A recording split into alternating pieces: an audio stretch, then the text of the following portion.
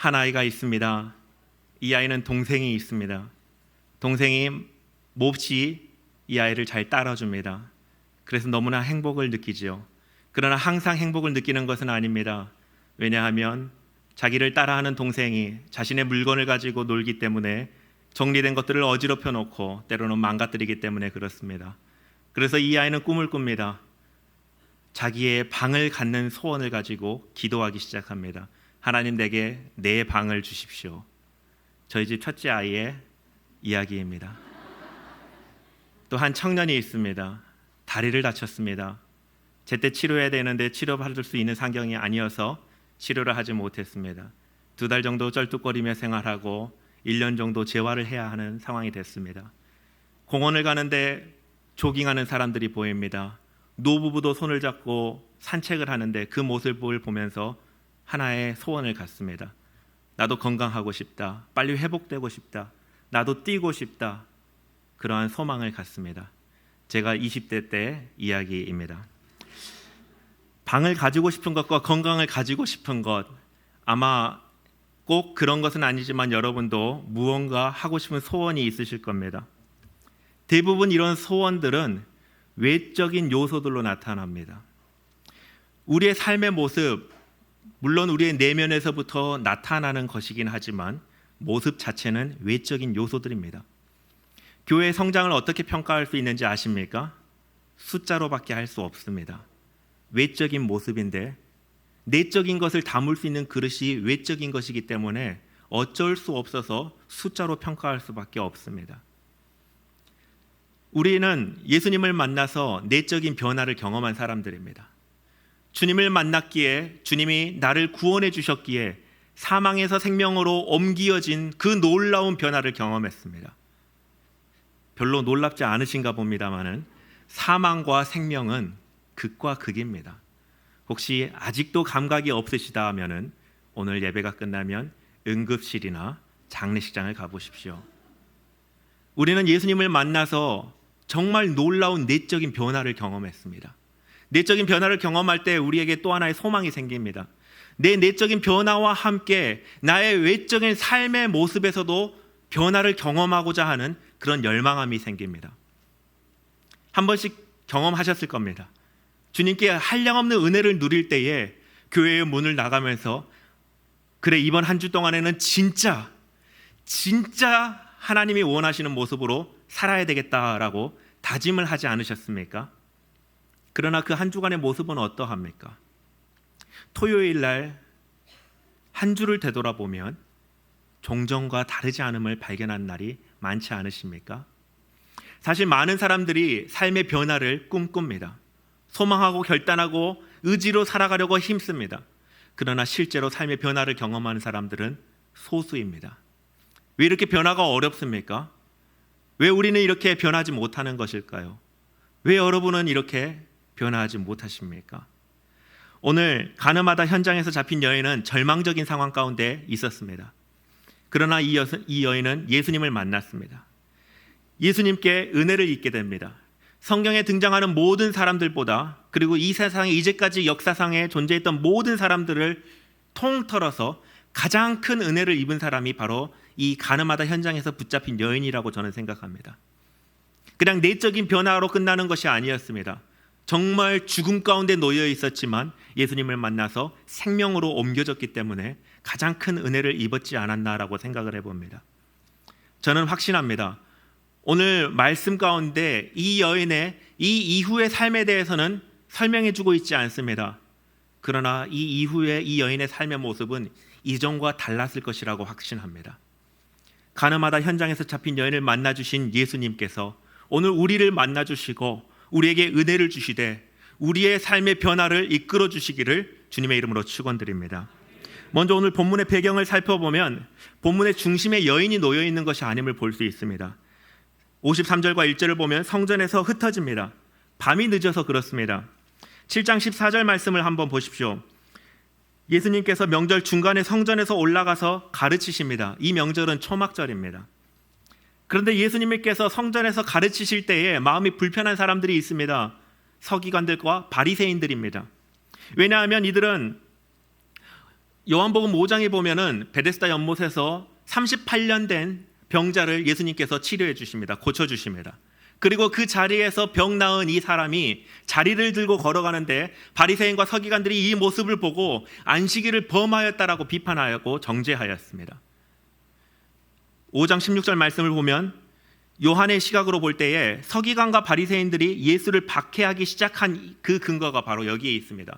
안식일을 범했기 때문에 그러합니다.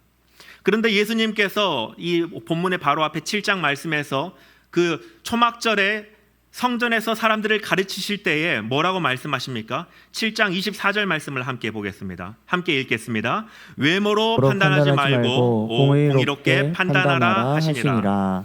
사실 이 말씀은 대중들을 향하여서 성전에 모여있는 사람들을 향하여서 하신 말씀이기도 하지만은 특정한 목적을 가지고 대상에게 하신 말씀입니다. 안식일을 범하였다라고 정죄하는 서기관과 바리새인들에게 외모로 판단하지 말라, 공의로 판단하라라고 말씀하시는 것이죠. 그 말씀을 들을 때 온 회중들 앞에서 바리새인과 서기관들이 얼마나 부끄러움을 당했겠습니까? 결심했을 겁니다. 큰 코를 납작하게 해야 되겠다. 예수를 붙잡아야 되겠다. 고발해야 되겠다. 무너뜨려야 되겠다. 결심했을 것입니다. 그리고 7장 32절에 보면 부하들을 보내죠. 아랫사람들을 보냅니다. 바리새인들이 아랫사람들을 보내서 예수를 잡아오라라고 시킵니다. 그런데 아랫사람들이 어떻게 돌아옵니까? 45절 말씀 이래로 보면은 빈손으로 돌아옵니다. 빈손으로 돌아온 것으로 끝나지 않습니다. 이 아랫사람들이 예수님을 잡으러 가서 예수님의 말씀에 감명받고 감화되어서 돌아옵니다. 바리새인과 서기관이 어떠했을까요? 화가 더 났겠죠. 아마 그 밤사이에 전략회의를 했을 것입니다. 어떻게 하면 이 예수를 잡을 수 있을까? 그리고 아침에 한 가지 묘안을 가지고 이들은 아침을 맞이합니다. 이것이 바로 오늘 본문이 시작하는 배경입니다. 오늘 본문은 단순히 율법을 어긴 한 여인에 대한 이야기가 아니라 예수를 올가매기 위해서 철저하고 계획된 세팅 가운데, 그 배경 가운데 오늘 본문이 시작합니다. 예수께서 성전에서 가르치실 때에 음행 중에 잡힌 여자를 끌고 와서 가운데 세웁니다. 이 여인은 현장에서 잡혀왔습니다. 죄와 수치와 그리고 모든 사람들이 볼 때 어떤 사람이 보아도 이 사람은 정죄받아야 돼라고 하는 판단이 설 수밖에 없는 여인입니다. 예수님 앞에 서 있습니다. 회중들 앞에 서 있습니다. 서기관과 바리새인들은 이 여인을 세워둔 분명한 목적이 있습니다. 6절 말씀을 보면 고발할 조건을 얻고자 합니다라고 하고 있습니다. 안식일을 지키기 위해서 혹은 율법을 지키기 위해서, 그래서 거룩한 백성으로 살기 위해서가 아니었습니다. 죄를 처단하여서 우리가 구별된 민족으로 선민으로 살아야 되겠다 이런 의도가 아니라 예수를 고발할 목적을 찾기 위해서 이들은 현장에서 가늠한 여인을 잡아온 것입니다. 이상한 점이 있습니다. 율법에 따라서 가늠한 사람을 고발하기 위한 조건이 있습니다. 두세 사람의 이상의 증인이 필요합니다. 많으면 많을수록 신뢰가 더 되겠죠. 그런데 이 증인이 무엇을 봐야 하는가? 한 남녀가 가늠하는 행위 자체를 눈으로 목격해야만이 고소를 할 수 있습니다. 남녀가 함께 방을 나오는 것으로 충분하지 않습니다. 심지어 남녀가 한 침대에 누워있는 자체만으로도 고소할 수 없습니다. 간음의 행위를 하는 그것을 눈으로 목격해야지만이 고소할 수 있습니다. 그러니 고소가 쉽겠습니까? 어렵겠습니까? 실제로 간음에 대한 고발이 극히 드물었음을 성경학자들은 기록에서 발견하고 이를 증거합니다. 예수님이 계실 때에 창기들이 있었나요? 존재했습니다. 왜 존재할 수 있었을까요? 율법에 의하면 그들은 다 돌에 맞아 죽었어야 됐는데 어떻게 존재할 수 있었을까요? 간음에 대해서 고발이 이렇게 까다로운 조건이 있기 때문에 그러합니다. 그런데 아이러니하게 이 아침에 성전에서 예수님께서 사람들에게 하나님 나라에 대해서 말씀하실 때에 간음하다가 현장에서 붙잡힌 여인이 잡혀왔습니다. 벌써 냄새가 나지요. 수상합니다. 그런데 한 가지 더 이상한 것이 있습니다. 간음은 혼자 하는 것이 아니잖아요. 이 남자는 어디에 가 있습니까? 이 모든 세팅 자체가 특별한 목적을 가지고 있다라고 하는 겁니다. 예수를 고발하는 목적입니다. 여인을 세워두고 서기관과 바리새인들이 예수님께 묻습니다. 5절 말씀이죠. 우리 5절 말씀을 함께 읽겠습니다. 모세는 율법에 이러한 여자를 돌로 치라 명하였거니와 선생은 어떻게 말하겠나이까? 이제 율법에 대해서 선생은 어떻게 하시렵니까? 순종할 겁니까? 안 하실 겁니까? 이 두 가지의 대답만 남아있는 질문을 던집니다. 율법에 따르면 어떻게 해야 되죠? 돌을 쳐 죽여야 됩니다. 그러나 예수님께서 또 하나의 선택을 하실 수가 있는데 그것은 용서하고 내보내는 것입니다. 이 두 가지 대답만이 지금 바리새인과 서기관들의 질문에 주어져 있습니다. 근데 어떤 것을 예수님께서 택하시더라도 바리새인과 서기관들은 그 목적을 이룰 수 있습니다. 그 목적이 무엇이었죠? 예수를 고발할 증거였습니다. 만약에 율법에 따라서 돌을 던지면 어떻게 됩니까? 많은 사람들이 예수님께 몰려왔던 이유는 그 속에 예수님의 메시지 속에 사랑과 용서와 용납과 위로가 있었기 때문입니다. 그런데 율법에 순종함으로 돌을 던질 때에 많은 무리들이 등을 돌리겠죠. 실망하겠죠. 문제는 거기에 있지 않습니다. 돌을 던지는 그 행위 자체, 심판의 행위 자체는 로마법에 위촉됩니다. 우리가 신앙 고백할 때마다 누구의 이름을 부릅니까? 예, 맞습니다. 예수 그리스도지만 사람의 이름 중에는 본디오 빌라도가 있습니다. 로마의 법의 집행관이 유일하게 법을 집행할 수 있습니다. 돌을 던져야 된다라고 하면은 집행관의 선언이 있어야 됩니다. 그냥 돌을 던지게 되면 유대인들이 종교법에 따라서 돌을 던져 그 법을 시행하게 되면 로마에 고발당하게 됩니다. 바리새인과 서기관들이 의도한 것이죠. 또 용서해주면 어떻게 됩니까? 율법을 범하게 됩니다. 율법을 범하여서 사내들인 공의에 고소되게 되겠지요. 예수님께서는 어떤 답을 선택하시더라도 고소되게 되어 있습니다. 진퇴양난이죠. 여러분이라면 이럴 때 어떻게 답하시겠습니까? 이런 질문은 짜장면이냐 짬뽕이냐 이런 것과는 차원이 다릅니다. 우리가 주문하기 전에는 그 둘 중에 무엇을 결정해야 될지 정말 어렵지요. 저희도 부교육자실에서 한 번씩 중화요리를 시켜 먹는데요. 주문하는 것이 쉽지가 않습니다. 갈팡질팡하거든요. 그러나 이건 어려운 문제가 아니에요. 하나 고르고 나면 먹으면 됩니다. 그런데 예수님께 던져진 질문은 생명이 오가는 질문입니다. 아주 어려운 질문이죠. 제가 10년이 조금 더 됐는데 한 청년에게 이런 질문을 들었습니다. 그때는 제가 CCC에서 간사로 있었습니다. 한 학생이 저에게 찾아와서 물어보았습니다.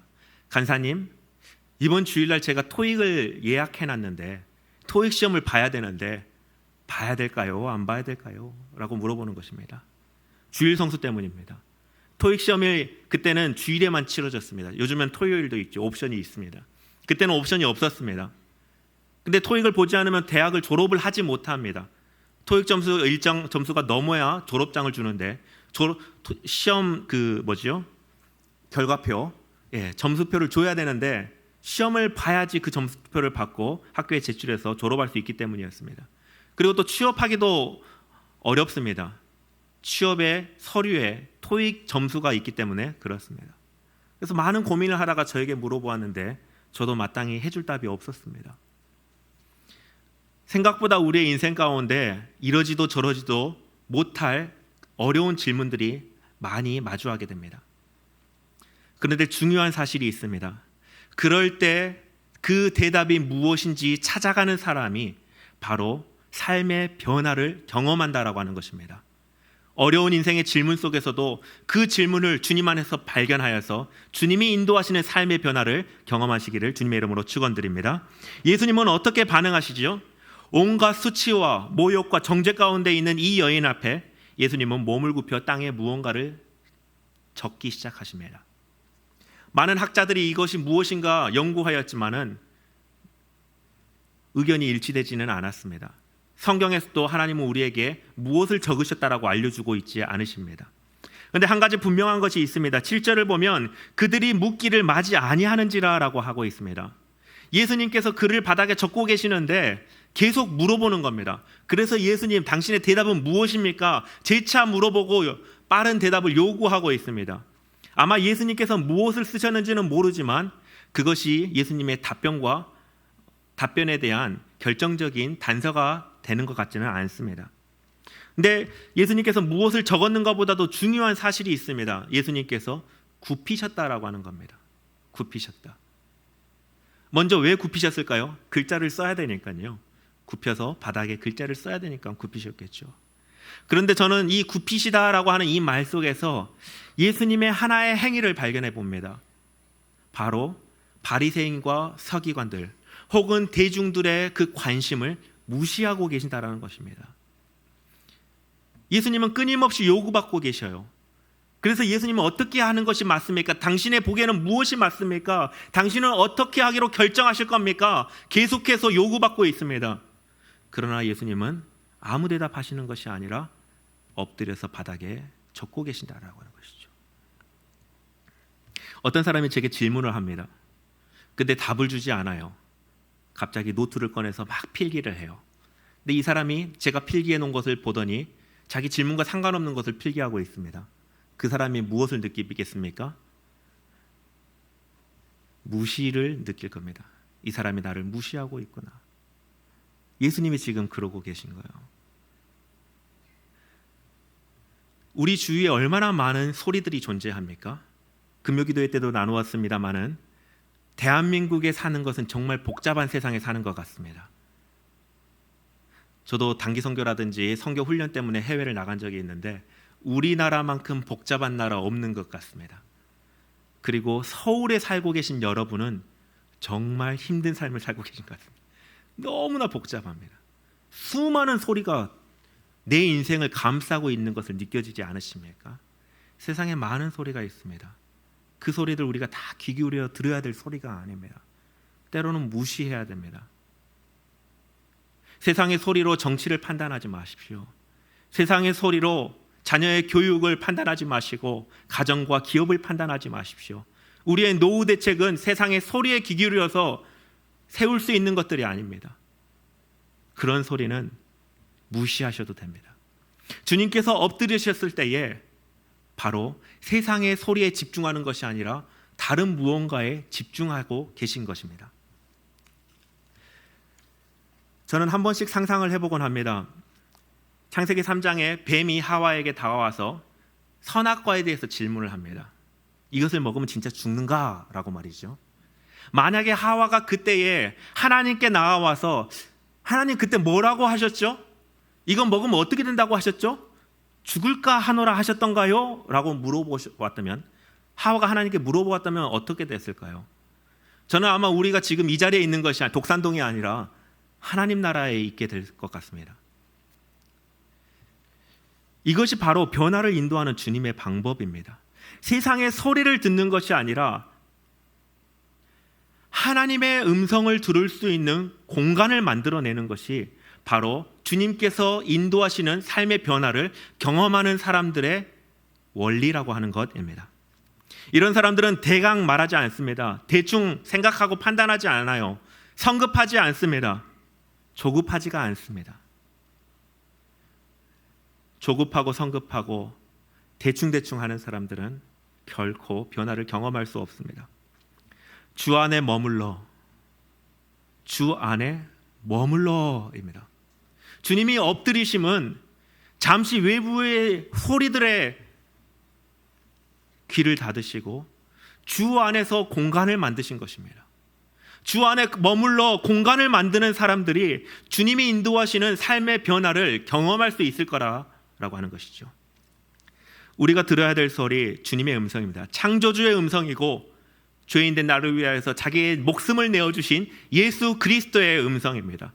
그 외에 우리가 들어야 될 목소리가 없습니다. 그 외에 우리가 다스림 받아야 될 대상이 없습니다. 저는 고등학교 때 홍성대 씨가 지었던 수학의 정석을 달달 외웠습니다. 고등학교 때는 그것만 외우면 대학 잘 가는 줄 알았습니다. 인생 조금 지나 보니까 고등학교 졸업과 동시에 아무것도 아님을 깨달았습니다. 마치 그것이 갈급하고 중요할 것처럼 느껴지는 세상의 모든 음성이 그렇습니다. 조금만 지나보면 아무런 의미가 없는 음성이 됩니다. 그런 것에 인생을 허비하지 맙시다. 변함없으신 분, 창세 전부터 지금까지 앞으로도 영원토록 계신 우리 주 예수 그리스도의 음성 듣기에 그 공간을 만들어내시며 그분께 아뢰므로 우리의 삶의 변화를 인도하시는 주님의 음성이 여러분의 삶에 기도의 초소에 끊임없이 울려 퍼지기를 주님의 이름으로 축원드립니다. 몸을 굽혔다는 것은 일반적으로 겸손한 모습을 드러내죠. 어떤 사람에게 우리가 몸을 굽힙니까? 존경의 대상에게 몸을 굽힙니다. 바리새인들은 이 여인을 어떻게 생각하고 있습니까? 하나의 도구로 생각하는 것 같습니다. 비인격적이죠. 가늠하다 현장에 잡혀왔습니다.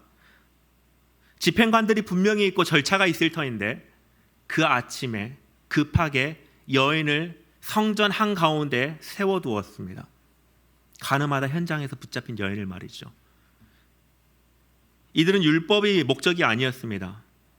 서론에서도 살펴보았듯이 그들은 예수를 잡을 그 이유를 찾기 위해, 고소할 만한 증거를 찾기 위해서 수단과 방법을 가리지 않고 움직이는 가운데 이 여인을 향하여서 비인격적으로 대우하고 있습니다. 그러나 예수님은 어떻게 합니까? 자신의 앞에 서 있는 이 여인 앞에 엎드려라고 합니다. 엎드려. 물론 이 여인을 존경해서 이 여인에 대한 존경을 표현하는 엎드림은 아닙니다. 이 엎드림은 하나님을 향한 엎드림입니다. 어떤 사람이 삶의 변화를 경험합니까?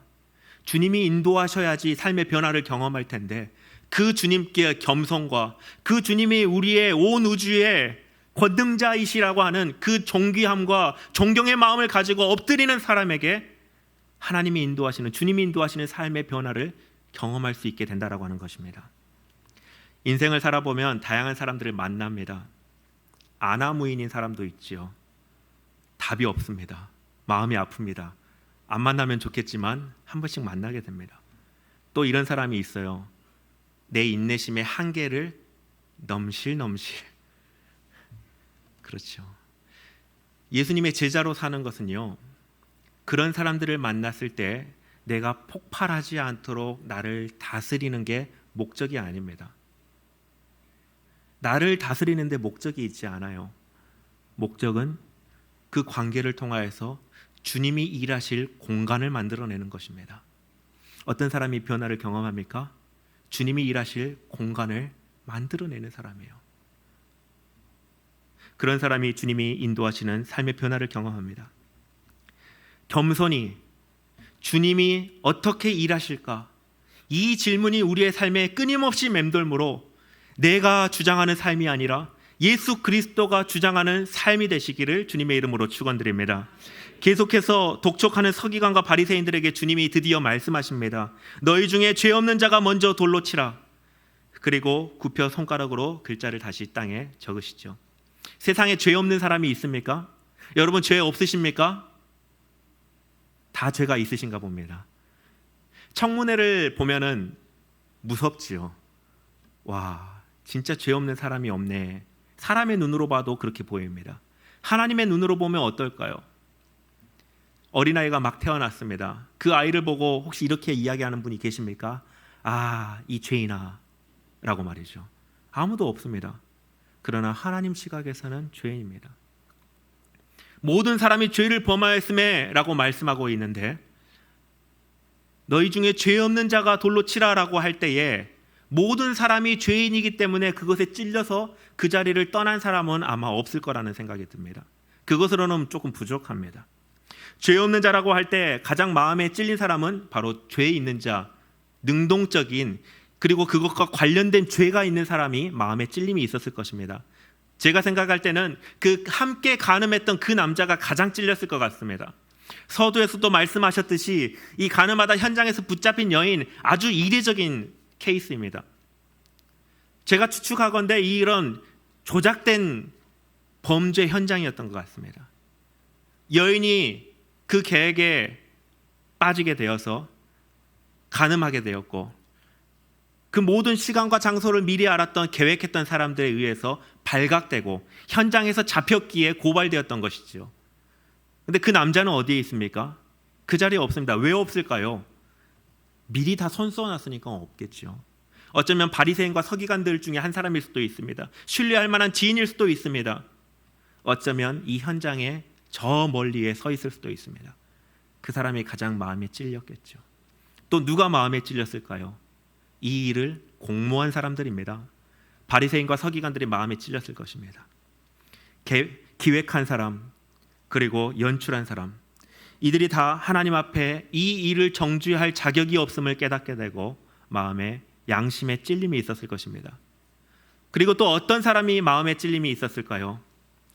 예수님께서 두 번째 엎드려서 땅에 쓰셨을 때에 역시나 이번에도 말씀 가운데 이것이 어떠한 말씀인지 우리에게 말씀해주고 있지 않습니다만은 저는 아마도 신명기 말씀이 아닐까라고 생각을 해봅니다. 신명기 6장 4절 5절 말씀 우리가 잘 알지 않습니까? 우리 함께 읽겠습니다. 이스라엘아 들으라. 우리 하나님 여호와는 오직 유일한 여호와이시니 너는 마음을 다하고 뜻을 다하고 힘을 다하여 내 하나님 여호와를 사랑하라. 아멘. 아주 기본적인 말씀이고 이스라엘 백성 중에 이 말씀을 모르는 사람은 단 한 명도 없을 것입니다. 근데 이 말씀 가운데 5절에 너는 마음을 다하고 뜻을 다하고 힘을 다하여 내 하나님 여호와를 사랑하라 라고 하셨는데 여기에 있는 많은 대중들은 지금 어떤 상태에 있습니까? 가늠하다 붙잡혀서 현장에 서 있는 이 여인을 보고 이미 마음으로 정죄하였습니다. 그럴 때 예수님께서 죄 없는 사람이 먼저 돌로 치라 할 때 그 마음에 찔림이 있었겠지요. 하나님 앞에서 온전하지 않은 그 마음이 인하여서 어른부터 청년까지 한 명씩 자리를 뜹니다. 이제 예수님과 여인만 남아 있습니다. 예수님이 일어나시며 여인에게 말씀하십니다. 여자여 너를 고발하던 그들이 어디 있느냐? 다 사라졌습니다. 고발하던 사람들이 다 사라졌습니다. 자신을 정죄하던 사람들이 다 사라졌습니다. 예수님을 만나면 우리의 가지고 있었던 죄책이 다 사라집니다. 죄의 무게가 사라집니다. 죄로 억눌려 있던 그 눌림이 사라집니다. 실패와 좌절로 가지고 있었던 해결되지 않았던 그 상처가 회복됩니다. 다시 일어설 새 힘이 어디서부터 옵니까? 예수님을 만나 주님이 주시는 자유함으로부터 오게 됩니다. 여인이 대답합니다. 주여 아무도 없나이다. 아무도 없나이다. 이 고백 안에 무엇이 느껴지십니까? 아무도 없나이다. 내가 가지고 있는 죄의 무게와 억눌림과 실패와 좌절의 그 무게가 아무데도 없나이다. 주님이 다 가져가셨기 때문에 그러합니다. 우리가 주님을 만나서 자유케 될 때 비로소 우리가 삶의 변화를 경험할 수 있습니다. 그 자유함이 없다라면 우리는 삶의 변화를 경험할 수 없어요. 그래서 예수님을 믿는다는 것은 입술의 고백이 아니라 전인의 고백입니다. 전인의 고백이 있기 때문에도 그 삶의 그 자유함이 여전히 유효합니다. 여전히 있는 거예요. 입술로만 고백한 사람들은요, 삶 속에서 그 자유함이 잘 느껴지지가 않아요. 내가 자유함이 있는가? 라고 말이죠. 그런 사람들은 다시 노력해도 다시 무너질 수밖에 없습니다. 주님이 주시는 자유함이 없이는 삶의 변화가 결코 일어나지 않기 때문에 그렇습니다. 이 여인이 새 출발을 하였겠죠. 본문의 말씀에는 성경 어디에도 이 여인에 대해서 더 이상 기록이 나타나 있지 않기 때문에 이 여인이 어떤 모습으로 살았을지 알지는 못합니다. 그러나 저는 확신합니다. 아마 이 여인은 전과 다른 모습으로 살았을 것이라 라고 말이죠. 예수님을 만나 그 삶의 모든 무게를 벗어버리고 자유함을 잊기에 새 삶을 살았을 것입니다. 근데 현장으로 돌아갔을 때 어떠한 변화를 경험했을까요? 아무런 변화가 없었을 것입니다. 물론 그 자리를 떠난 사람들이 이제 일상에서 그 자매를 만나면, 그 여인을 만나면 무엇라 말했을까요? 그래, 미안해. 내가 마음으로 너를 정죄했었는데 너무 미안해. 내가 주님께 회개하고 너에게 용서를 구해라고 다가올까요? 아마 그러지 않을 것 같습니다. 예수님을 만난 우리의 경험들도 그렇습니다. 예수님을 만나서 새롭게 됨이 가득합니다. 자유함이 가득하고 소망이 가득합니다. 삶의 현장으로 돌아가면 다 바뀌어 있습니까? 그대로입니다. 예수님은 환경을 바꿔주시는 것이 아니라 이 여인을 바꿔주셨습니다. 예수님은 우리의 삶을 바꾸시는 것이 아니라 나를 바꾸십니다. 나를 바꾸심으로 가면을 쓰고 살았던 나의 모습 가운데 자유함을 주시고 새로운 시각으로 주님의 마음으로 바라보게 하심으로써 그것을 변화시켜 나가는 삶의 변화를 주님께서 이끌어 주신다라고 하는 것입니다. 사랑하는 성도 여러분, 우리가 주님이 주시는 자유를 가지고 이 교회 문을 나가면 반드시 위기가 닥쳐옵니다. 시험이 다가옵니다. 유혹이 생깁니다. 우리를 무너뜨리려고 사단은, 원수 사탄 마귀는 우는 사자와 같이 다가옵니다. 유혹이 없으면 의심이 되기도 하죠. 내가 진짜 성령에 충만한가 말이죠. 그런데 유혹이 반드시 있습니다. 환경이 변하지 않았다라고 낙심하게 될지도 모릅니다. 그러나 기억하십시오. 주님은 나를 바꾸어 주셨습니다. 죄인이었던 나를 자유케 하셨습니다. 그 자유를 붙드는 사람이 바로 주님이 이끄시는 삶의 변화를 경험합니다. 주님은 또 말씀하십니다. 나도 너를 정죄하지 아니하노니 다시는 죄를 범하지 말라. 주님이 다시는 죄를 범하지 말라라고 말씀하시는데 여기에는 다시 죄를 범하는 것이 일반적인 모습이다라고 하는 전제가 깔려 있는 것 같습니다.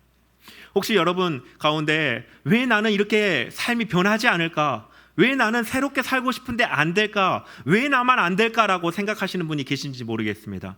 그 당연합니다. 그게 일반적이라는 거예요.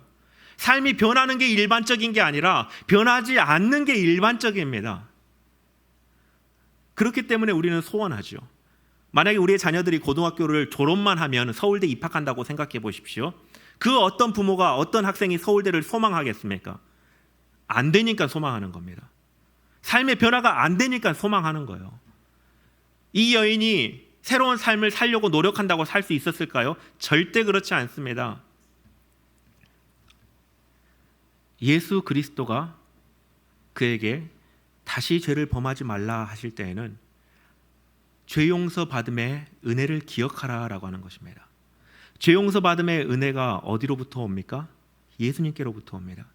예수님은 바리새인과 서기관들이 정말 잘 짜여진 그 올무로 다가왔을 때에도 승리하신 분이십니다. 그래서 주님은 유일하게 이렇게 말씀하실 수 있습니다. 내가 세상을 이기었노라. 그 주님께서 우리에게도 동일하게 긍휼한 마음으로 은혜를 주시고 십자가의 구원을 베풀어 주셨습니다.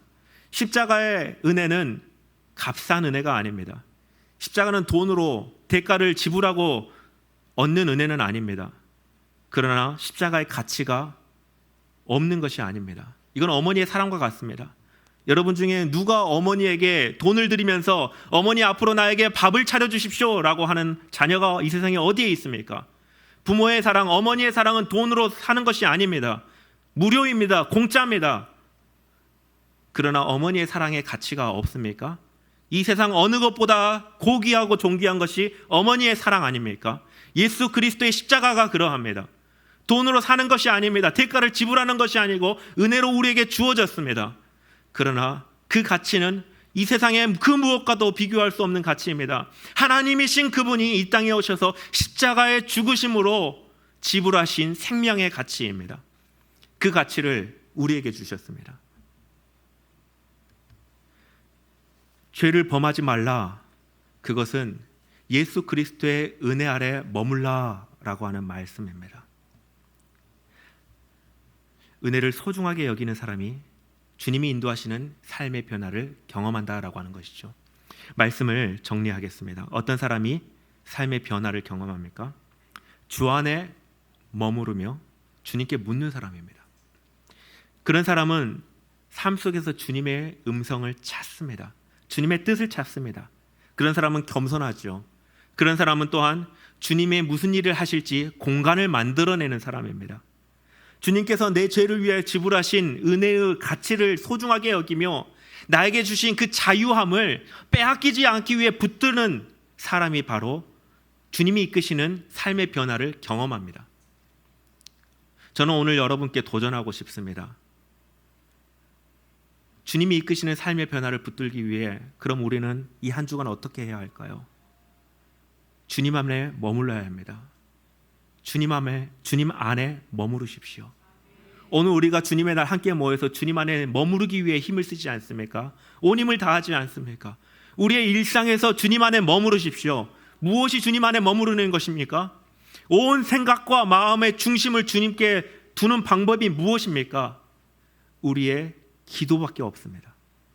개인의 기도의 시간에, 매일 드려지는 새벽 기도회와 수요 기도회와 금요 기도회에 주님께 머무르기 위해 힘쓰십시오.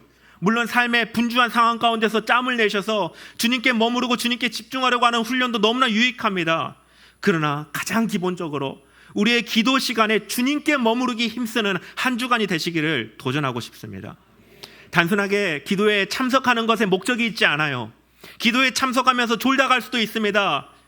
몸은 여기에 있는데 온 정신은 다른 나라 갔다 올 수도 있습니다. 주님 안에 머무르십시오. 기도회가 끝났다고 그냥 가지 마십시오. 주십시오 기도하더라도 그 기도와 함께 주님이 원하시는 것이 무엇입니까?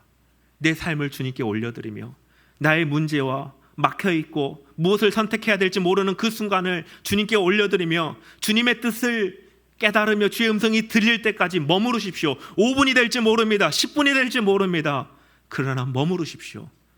그럴 때 비로소 주님이 인도하시는 삶의 변화를 경험할 수 있게 된다라고 하는 것입니다. 어떤 사람은 주 안에 머무름에서 벗어나기를 힘쓰는 사람이 있습니다.